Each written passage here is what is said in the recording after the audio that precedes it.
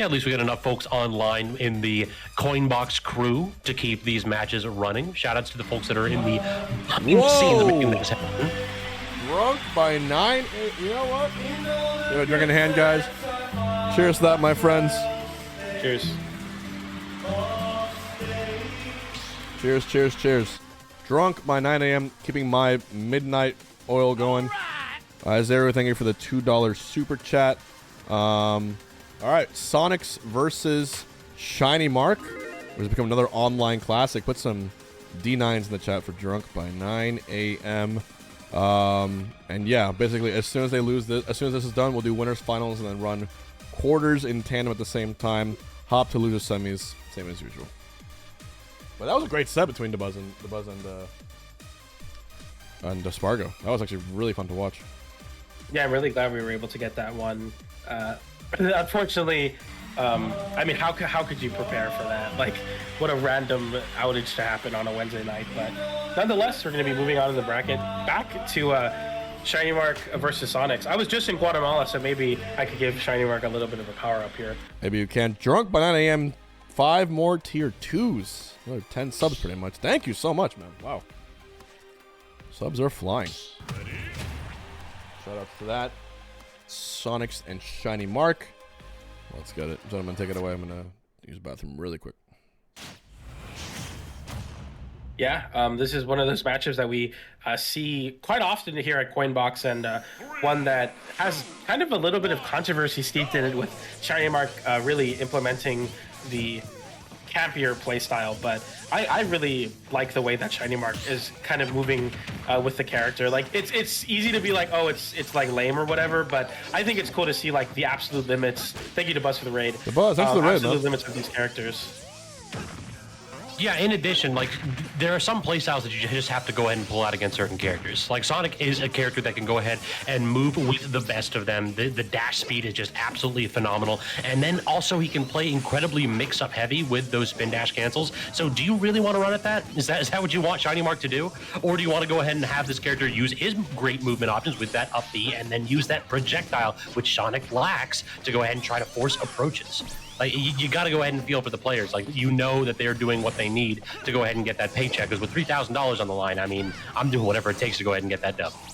Yeah, exactly. And one of the things that ShinyMark does is it goes for that stall, and it's a really, really smart option. I mean, it forces you to always be on your toes on, you know, what ledge you're going to have to ledge trap ShinyMark on. As I say, that's Sonic's hitting a big forward smash, but, you know, see there, you commit to another forward smash thinking, okay, ShinyMark might get, you know, a little antsy just trying to get back to the ledge, but you're ending up on the other side of the stage. So, man, it's rough to catch this mouse. Agreed. Yeah, even for a character like Sonic. It is relatively low risk to toss out those forward smashes, though, given the fact that, like, up B does so little damage, that you can usually go ahead and try to extend your hitbox right there and catch either the ledge or an aggressive attempt to catch you with that up B, with something like even an up smash, too. If you got those disjoints, you can toss that out and try to just beat out that relatively small hitbox. But, oh no, a little bit of a buffer issue off stage for Sonix. Looks like that neutral B caught Sonix trying to go ahead and hit an up B, but instead just spin dashes down to the depths. Yeah, and unfortunately, it caught the double jump as well, so you couldn't even double jump out of the move to cancel it. That's so unfortunate. Some of those situations are absolutely crucial in this set, and we're going to see ShinyMark at his best attempt to run away with it. Gets a down throw here, and that's going to be double up air, back air. Big damage so far, especially if, you know, that timer kind of starts ticking down. Any percent is good percent for ShinyMark here on this one stock lead. Scrambling for the center stage here and really utilizing the shield really, really well, and knowing sometimes it's good to jump away and start throwing out those T-jolts, but it's also equally as good to stand your ground in center stage and pull up that shield and kind of wait to see what Sonix is going to do on shield. And wow, at any moment where you're like, can Pikachu make it back from there? ShinyMark definitely has an angle in his tool belt to get back to the ledge, because I can't believe he lived that. For sure, yeah. This character, the answer is always yes. Pikachu can make it back, because this easily top 5 recovery in the game in my book. Like, the up B just gives you so many permutations of those angles, and how can you cover them all? Yeah, it's rough. I mean, even for a character like Sonic, it's just impossible. No, exactly. It's like now you're underneath the stage, you stall the thunder, and then you have to take a 50-50. Is he going to go left? Is he going to go right? There's no tell right there. And look at that, using the up B, but we are seeing that there is a little bit of lag at the very tail end of it. So if Sonic can go ahead and like DI down and then be ready in a spot with either like say a down tilt or a forward smash, you can get punishes, but the problem is you have to guess right. And so many opportunities for ShinyMark to go ahead and force you to guess wrong and then get a hard punish afterwards if you try to overcommit. Yeah, I mean, ShinyMark so far has been absolutely elusive this last stock. Just cannot, Sonic cannot get a meaningful hit. Finally getting a back air there, but from coast to coast at 152, it's not going to be enough. And yeah, the thing about that stall that's really good is that at higher percent, you get less ledge invincibility, but the longer you're off stage, the more you get. So you're able to stall really long off stage and then just grab the ledge and still be un-2 frameable. So important. Dog, we are 4 minutes in, and this Pikachu has not lost a stock yet. It's crazy. This is just insane survivability. Finally, after we pass the 4-minute mark, ShinyMark's first stock is gone, just showing the survivability of this Pikachu if you just don't allow yourself to be in areas where your opponent can toss out those hefty hitboxes. No back airs, no forward smashes, nothing connecting at kill percent. Now, ShinyMark has the opportunity to press. We've got advantage. We've got a huge, healthy stock and percent lead. Yeah, and it's important here for ShinyMark, like, okay, I'm taking some damage, but it's important to not give those scared air dodges or going for those really, really panicky options, because Sonic, that's when Sonic is able to get those really big punishes that, you know, end up getting you gimped. Even as a character like Pikachu, everyone gets forward smashed at 60 on the ledge by Sonic, and that's going to be your stock. Yeah, that's a really good point, PJ. Like, the panic options are so difficult to not toss out occasionally. It's one of those things where people don't really realize that a lot of these characters, when they're playing defensively and they're not hitting buttons, it's kind of fun to hit buttons in this game. Oh, yeah. But that's the thing. It takes a real, like, iron will to play super defensively and never overextend. But, I mean, in the Battle of the Wills, it kind of feels like Sonic is starting to pull away right here. That lead that we talked about, the 100 or so percent that ShinyMark had in the back pocket, has started to evaporate. Like, we're at the point now where a forward smash with solid rage may very well kill Pikachu. But as soon as I talk about that rage, Sonix gets it stripped away with that great confirm there with the forward tilt at the end. I'm not sure if that was a DI mix-up, but because if you go for the drag down smash there, I think it sends to the left. But ShinyMark opting for the forward tilt there, just, you know, I think is also, if it wasn't a DI mix-up, just a really smart option. Good stuff from ShinyMark, getting the best punish he could out of that situation. As you see Sonic absolutely running at full pace to ShinyMark, knowing that, you know, if you can continue to smother, there's not a lot of time for ShinyMark to reversal, and now it's 1 minute left, and this is a timeout situation with only a 10% lead for ShinyMark. So we get down to the 50-second mark. The forward air comes through, 4% only on those 2 hits of forward air, and Sonic playing safe here. Obviously, you don't want to get reversal because that big combo potential from Pikachu can definitely just be the end of the stock, or end of the game, sorry, as we now have a bit of a bigger lead for ShinyMark, but still, I mean, you got a lot to do if you're Sonic here. I know 20% doesn't seem like a lot, but if you're literally never getting hit, it can be a mountain to climb. Agreed. I mean, this is, I hope you like coin flips, because we're in for a series of 50-50s, and whoever guesses right might be walking away with it. Only 0.5% now separates these two players. One T-Jolt starts to widen the gap right here, and now ShinyMark, absolutely no desire to interact, but we guessed right. 3 times in a row there, ShinyMark went to the left, and Sonic finally caught on. Sonic had a lead for a while, but the T-Jolt came through and that was able to shift it back. Now Sonic, the one running away with it. Can ShinyMark get the downer? No, he does not. He goes for it all there, and that's going to be Sonic with a timeout. It is so difficult to play that win condition versus Sonic's, and that's going to be Sonic's taking game number 1. Oh my goodness, it literally came down to the last neutral interaction. That last panic option we were talking about. I was talking about how it can kill you, but it could literally just shift it by 10%, and that's the game. Oh my goodness. Literally 10%. That's all it was. It was one single hit separated these two from victory and defeat. And at the very end, Sonix hit him up with that little taunt, letting ShinyMark know that you're too slow, because that was not about character speed that caught it up. That was the mental speed right there. Sonix had a game plan, stuck with it, and managed to, in the pivotal moment, prove that he's just a little bit more clutch.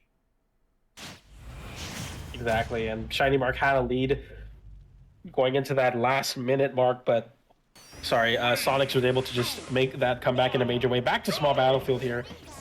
But that's going to be It's gonna be game number 1 in the books, man. We waited so long for the set to happen, and immediately game 1 is a timeout situation. Oh my goodness. Listen, we tried to ice the players out, so they had to return the favor to us. Am I right? Yeah, exactly. It's funny because you're what I say this a lot whenever I talk about, and especially after commentating with you, but you're one of the people that I think embodies like the suit and tie commentary in Smash Ultimate. Like that's a compliment, by the way. I don't mean to be mean. I don't know if you would take it that way anyway, but like I want to see how long it takes to break your will, because this will break your will. Like, no matter how good of a commentator you are, if you have to commentate enough of these timeouts, it becomes really difficult to be suit and tie. I feel like you took one set to break 2 of these Jet. happen.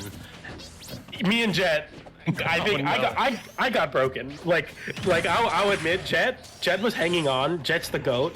Bigger man than me, because I gave up. Like I had to. It was Sonic, Sonix, 2 Nesses, Wrath, and ShinyMark. It was awful. That sounds like a fun top 8. Yeah. Yeah. I think the worst set that I ever had to do during quarantine, I did a set with, it was Rob Joker, and it was a Grand Finals Game 10 reset, and it went an hour and 10 minutes. An hour and 10 minutes. They did like 3 Game 5 sets that night, because Winners Finals was also those 2. It was like MJ and, oh God, I can't remember the Joker's name.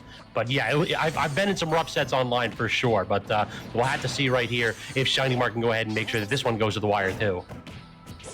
Yeah, I mean, the thing is that ShinyMark milks a lot of the clock in literally everything that Pikachu does. If you're recovering, it's like taking 4 seconds. Comboing, it's taking 4 seconds. Everything is taking so much time, but in a blink of an eye, Sonic's able to close it out with that back air, and all that lead melts away now as Sonix has a big lead here and a big initiative to continue to put on this percent. And now you're going to be seeing ShinyMark in a completely different mode now, having to take charge here and try to close out the stock. Agreed, and we talked a little bit about how that up B has just an absolute ton of mix-up potential, but Sonic just kind of knows. Oh no! We talk about the mix-up, that's definitely one you want back right there. The angle ever so slightly off, and now ShinyMark, this tiny deficit is starting to spiral out of control. Big dash attack from ShinyMark to make this a 1 stock to 2 situation. This might be one of the biggest challenges in Smash Ultimate, is making this comeback versus Sonix. Like, how do you come back 2 stocks to 1 here? We're gonna have to see ShinyMark pull out something absolutely crazy to make this comeback. And now you're seeing, so far, Sonix just not giving up, not even taking a hit, while doing 51% to ShinyMark's last stock. I mean, if he's got the Switch in hand, then it might be time to pull out that lag switch, because that might be the only way where you're getting back here cleanly. All of a sudden, all right, it's Wi-Fi time and wireless time. Nice, gets the downer into dash attack. I mean, any percent is good to start, but it might be one of those situations of a little too late, because it's just gonna be an I mean, I don't know how to make this comeback. I'm not a competitor, like I'm not that good at this game, but this is one of those situations that it's just like I would give up. I don't know how they do it. I really don't. Yeah, there are some players that have made comebacks like this. Like I mean, my biggest one is, my inspiration is do you know Mike Hayes? Yeah, Mike Hayes, yeah. Yeah, old Melee player. He used to just shout at people when he was down. Like, oh yeah. He would grab him, to chain grab him or wobble him with ice times. He would just scream. So that's what we need to do here. We need to have ShinyMark perhaps rely on some out-of-game interactions to go ahead and try to lead into an in-game victory. Yeah, I had a friend who had a hamster that would eat her wires. Time to put the hamster on the Ethernet. You know what I mean? Like, you gotta hope for some sort of animal or something to make this go, because it's rough. Like, I don't mean to discredit ShinyMark at all. Like, no, I love ShinyMark. He's my favorite player to watch right now. But dude, this is impossible. What do you do? It's just Sonic at advantage state. Like, it's not about a player thing. Like, Sonix is a great player, but this is also just what the character does. The character is designed to work with a lead and make these comebacks incredibly difficult. And you know Sonic's game plan. He understands this character front to back. This is not something that is new to him. He's been in this situation before, and it just can make it super, super difficult. You have to play beyond just like winning 1 or 2 interactions in a row. You have to win for a solid 2.5 minutes, and that's all the time you really got. It's easy to be like, oh, you know, Okay, the 1, 2, 3, not enough to close it. It's easy to be like, oh, it's one interaction at a time, but when you're down such a big deficit, you're also thinking about like, after I take this stock, I gotta like really think about it, and you have to, I have to still, take the last stock, and I still have to win neutral like 15 times. It's just so difficult, and unfortunately, not unfortunately for Sonix, of course, but unfortunately for ShinyMark. That's going to be Sonix closing it out that game. And the unfortunate SDs on ShinyMark's side just put the nail in the coffin. It's crazy to see, like, when it's 2 stock to 1 and being like, it's impossible. I know it sounds like I'm discrediting ShinyMark, but it really is just me watching so much of Sonix. It demoralizes me, and I'm just watching, you know what I mean? So, shout out to Sonix. He has a crazy game plan for this. You call it 2 stocks to 1, but really it feels like 2 players to 1, because in addition to having to beat Sonix, you have to beat the timer. And we were at 2 minutes right there. That is going to be one where, do you really think that you can enough neutral interactions into 2 minutes to beat Sonic? That's a tall order for any player. Yeah, exactly. As we get a little bit of a scenery change here onto FD for ShinyMark, but I think the platforms are kind of becoming a little bit of a nuisance in the T-Jolt game. So what you saw in Small Battlefield is a lot of times Pikachu players want to put a T-Jolt on the ground, but from the corner, and that big platform makes it difficult at times to like drift in with that T-Jolt. But now with no platform, it's going to be easy for ShinyMark to set up those really long-range T-Jolts. In addition, we already saw a couple of those Nair loops. Those can lead to huge damage. Only 40% or so on the first one, but good God, I've seen Pikachu players do filthy things on Final B with Nair. Offstage opportunity, but we're going full commitment with the side B, and betting incorrectly means all of a sudden you've given up full advantage to Sonix. Now stuck in the corner here is ShinyMark, but does manage to make it out. Great shield at the end of that right there, recognizing that defensive options were in play. Missed tech, but can't get the jab lock. Unfortunate situation that ShinyMark just barely missed out on. Yep, beat to the other side of the stage. ShinyMark still keeping it safe here. Gets the Rising Nair to punish that lag towards the ledge. You gotta respect ShinyMark on the ledge there. And yeah, so I'm thinking about this now, like, one of the big weakness... Okay, the forward smash comes through. That's a big tide change. Once again, ShinyMark having a big lead, but Sonix makes one call out, and that's going to be literally the stock, and now we're at 3 stocks to 2. I don't even know what I was going to say, but man, now you got a big mountain to climb. Occasionally, you just guess right. And to be honest, I don't call those guesses too frequently. Like, it feels as though Sonix is so consistent at hitting those kinds of reads that it 100% is not a guess. This man is not out here saying, I'm just going to go ahead and believe for some reason that ShinyMark goes left or right. It's entirely about that Sonix is actually a god at pattern recognition. And it's the smallest things, your jump angles, your up B angles, which side of the stage you're going to go on when you're underneath the platform, if you can get a read there. It feels as though Sonix watches the game at an incredible level.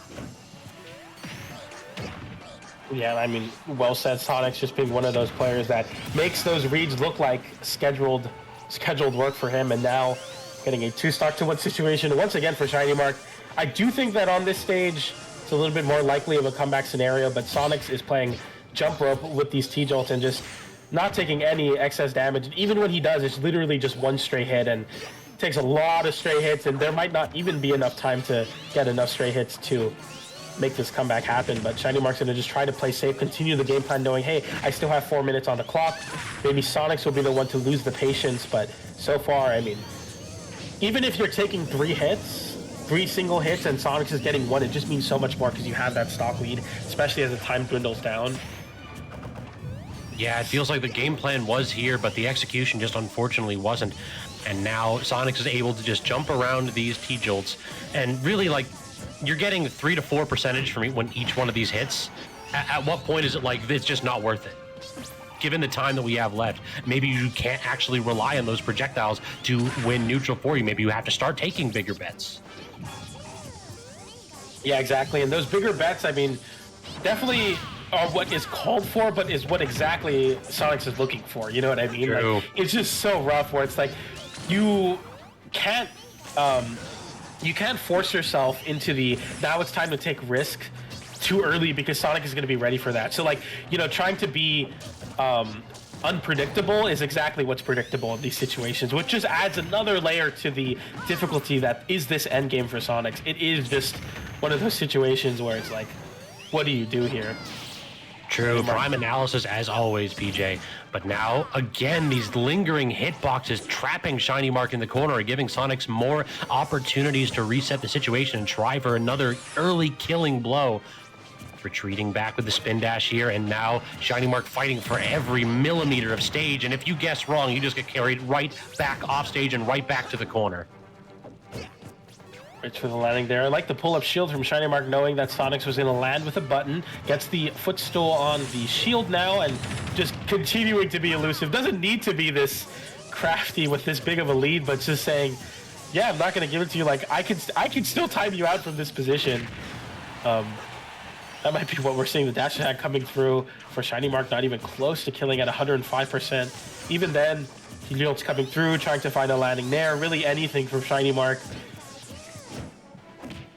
Oh, that dash attack, that's a little bit optimistic right there, and that should do. The back throw gives Sonix the 3-0 victory over ShinyMark with a dominant 2-stock to finish the set. That's going to be a 3-0 for the favor of Sonix. Congratulations. Moving on into winners finals as we move now into Wrath versus Sonix. All right. How do you feel about that matchup,